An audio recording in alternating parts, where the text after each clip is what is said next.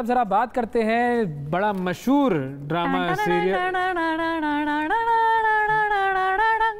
ये था इरतुगरुल गाजी, इसके बारे में हमने बात करनी है। और आज हमने आपकी मुलाकात करवानी है उन लोगों से जिन्होंने इरतुगरुल से इंस्पायर होकर क्या काम किया। और उनमें एक तो हमारे जो साथ मौजूद हैं साहब, वो बेसिकली नशीद आर्टिस्ट हैं, कुछ नाते भी पढ़ते हैं, नशीद भी पढ़ते हैं, और उन्होंने इरतुगरुल का जो साउंड ट्रैक है उसे उर्दू में गाया। बिल्कुल, नुमान शाह उनका नाम है। और जब ये गाना रिलीज़ किया गया तो बड़े इसके ज़बरदस्त व्यूज़ आए यूट्यूब पर, तो हमने सोचा कि इनको अपने प्रोग्राम में दावत दी जाए। अस्सलाम वालेकुम नुमान। वालेकुम सलाम जी, बहुत शुक्रिया नुमान, आपने प्रोग्राम के लिए वक्त निकाला। सबसे पहले ये बताइए कि आप ये नातों की तरफ, नशीद की तरफ, मौसीकी की तरफ, आवाज़ का जादू जगाने की तरफ कैसे आए?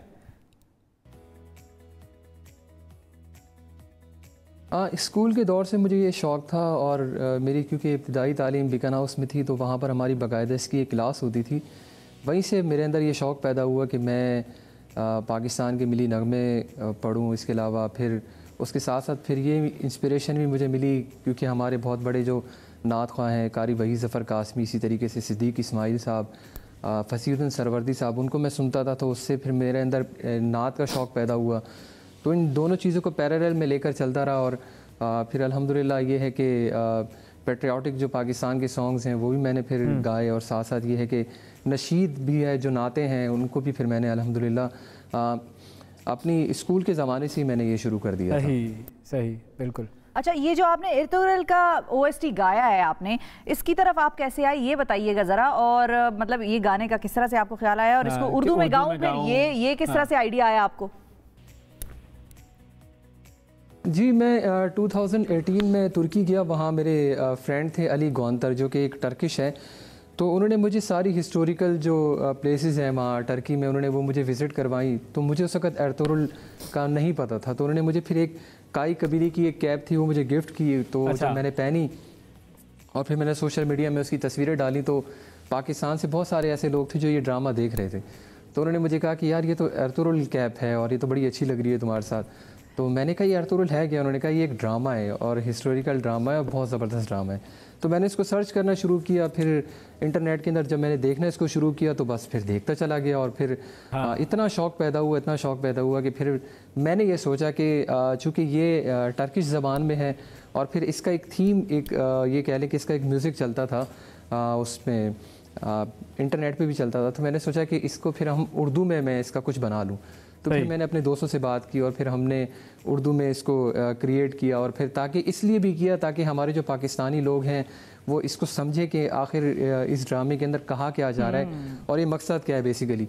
तो फिर हमने ये रमज़ानुल मुबारक की 25 रमज़ान को हमने इस पर काम शुरू किया था, जब ये सारा पेंडेमिक का मामला चल रहा था जी। और ईद के दूसरे दिन फिर हमने इसको लॉन्च किया, और हमें ये अंदाज़ा नहीं था कि इसको इतना ज़्यादा पसंद किया जाएगा।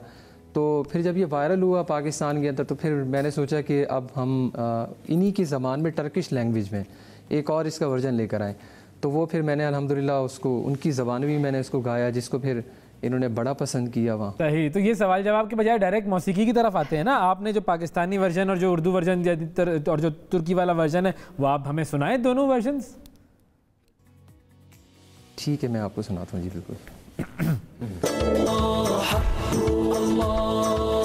अल्लाह से डरने वाले, कलमा नबी का पढ़ने वाले हैं, दीन मोहम्मद के रखवाले, शम्म रिसालत के मतवाले हैं। रग रग में ईमान बसा है, सीनों में कुरान बसा है, रब के आगे झुकने वाले हैं। राहे हक के है हमराही, देती है तारीख गवाही, जुल्म से बढ़ के लड़ने वाले हैं।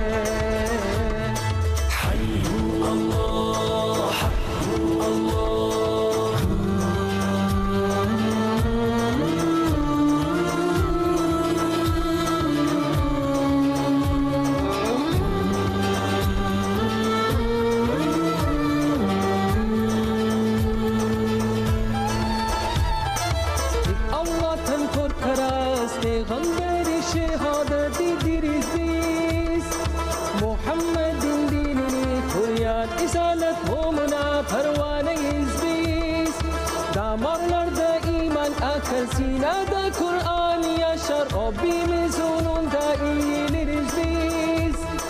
Yolcuyuz hak yolunda, tarihte şahittir bunda. Zulme karşı ilerleyip savaşırız biz.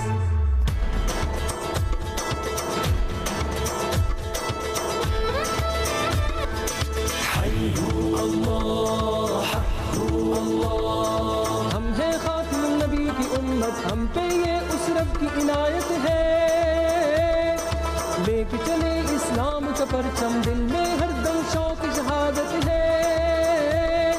कैसी भी आए दुश्वारी, पूरी है अपनी तैयारी. हम न कहीं भी रुकने वाले हैं. चट्टानों जैसे है इरादे, वक्त पड़े तो ये दिखला दे. हम न कहीं भी झुकने वाले हैं.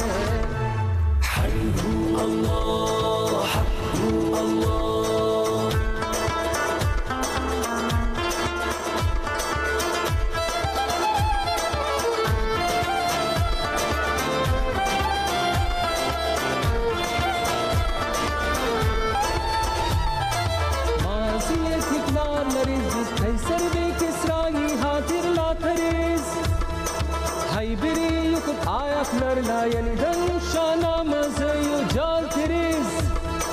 Dünyadaki tüm fitneler yok olacak birer birer.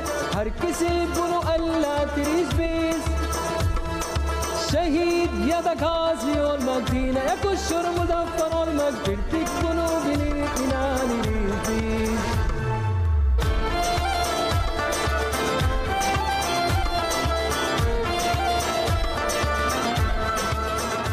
क्या बात है जी, ज़बरदस्त, वाह वाह वाह, बहुत आला, ज़बरदस्त गाना, अच्छी परफॉर्मेंस, मज़ा आया। ये बताइए, ये जो आपने ज़बान थी टर्किश ज़बान, ये सीखी थी इस गाने के लिए? ये ऐसा है अवेज़ भाई कि मेरे वहाँ जो टर्किश फ्रेंड्स हैं, मैंने फिर उनसे जब ये इसका ज़िक्र किया तो उनसे फिर मैंने कहा कि आप मुझे इसकी पोइट्री बना कर दें। तो उन्होंने फिर मुझे इसकी पोइट्री बना कर दी। फिर मैंने उनसे इनका एक्सेंट सीखा, तो वो मेरी ट्रेनिंग करते रहे। फिर एक्सेंट सीखने के बाद फिर मैंने इसको रिकॉर्ड करवाया, और फिर यहाँ तक नहीं, बाकायदा फिर हमने इसकी वीडियो शूट की, जिसके लिए मैंने घुड़सवारी भी सीखी, सोट चलाना भी सीखी, और जो बाकी फ़िज़िकल ट्रेनिंग्स हैं वो की। और फिर हम यहाँ से गए नॉर्दर्न एरियाज़, अलाई के पहाड़ों की तरफ गए, वहाँ जाकर फिर इसको पूरा शूट किया है। तो जो जो इसके तकाज़े थे, वो तीर कमान, वो सोड, और वो फिर घुड़सवारी, वो सारी सीन्स वगैरह की, और साथ साथ फिर मैंने इसको टर्किश लैंग्वेज में भी गाया। अच्छा, आपकी लुक में भी इसके तकाजे जो हैं वो काफ़ी हद तक पूरे हो रहे हैं, लंबे बाल, दाढ़ी। हाँ। तो ये क्या आपने इस गाने के लिए ये गेटअप रखा हुआ है? नहीं, गाने के बाद ही, बल्कि ये जब ये ड्रामा आया तो हम तो इसमें इतने मगन हो गए और इसको देखना शुरू कर दिया, इतना शौक़ पैदा हुआ। और फिर उसके बाद जब मैंने ये तराना बनाया उर्दू में, तो ज़ाहिर है उस तराने के अंदर भी अगर आप एक देखें तो एक मैसेज है। तो उस मैसेज को देखते हुए फिर मैंने जब ये टर्किश लैंग्वेज में इसको किया, तो मेरी ये दिल की ख्वाहिश थी कि मैं, चूँकि मेरा बड़ा शौक़ था कि मैं इन एक्टर्स से भी जाकर मिलूँ, तो मैंने फिर ज़ाहिर है उन चीज़ों को एडॉप्ट करना शुरू कर दिया, वो सारी चीज़ें मैंने करना शुरू कर दी। और अल्हम्दुलिल्लाह फिर मेरी इनसे मुलाकात भी हुई, एंजन अल्तान से भी हुई, बाकी इनकी टीम से भी मुलाकात हुई। तो वो एक शौक़ था, जब तक आप वो शौक़ और आपके अंदर वो जुनून ना हो तो आप कोई भी चीज़ नहीं कर सकते हैं।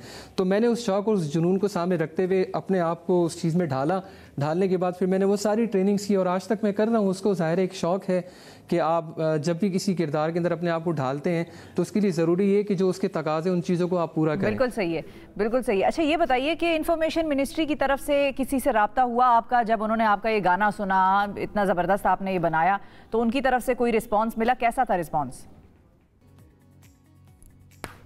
जी बिल्कुल, रब्ता भी हुआ है, और इसके अलावा उन्होंने बड़ा अप्रिशिएट भी किया। और इंशाल्लाह आगे भी देखें, कुछ उनके साथ मज़ीद प्रोजेक्ट्स वगैरह करेंगे। जैसे आगे टर्किश ड्रामाज आ रहे हैं, जैसे अगर अभी रिसेंटली आप देखें कि सुल्तान अब्दुल हमीद ख़ान सानी है, ये ड्रामा है, तो मेरा एक दिल करता है कि मैं उसके लिए भी एक पूरा एक सॉन्ग गाऊँ। और फिर आगे भी देखेंगे कि जो जो प्रोजेक्ट्स मिल सकते हैं। तो बहरहाल कोई भी चीज़ ऐसी है, इसको इंशाल्लाह अवेल करेंगे, आगे बढ़ेंगे। ज़रूर ज़रूर, बिल्कुल। बहुत शुक्रिया अदा करेंगे नुमान शाह साहब, आपने वक्त निकाला और बड़ा खूबसूरत आपने ये नगमा बनाया। उसी तरीके से बनाते रहिए नगमे, आवाज़ का जादू जगाते रहिए, हमें एंटरटेन करते रहिए, सारे लोगों को एंटरटेन करते रहिए।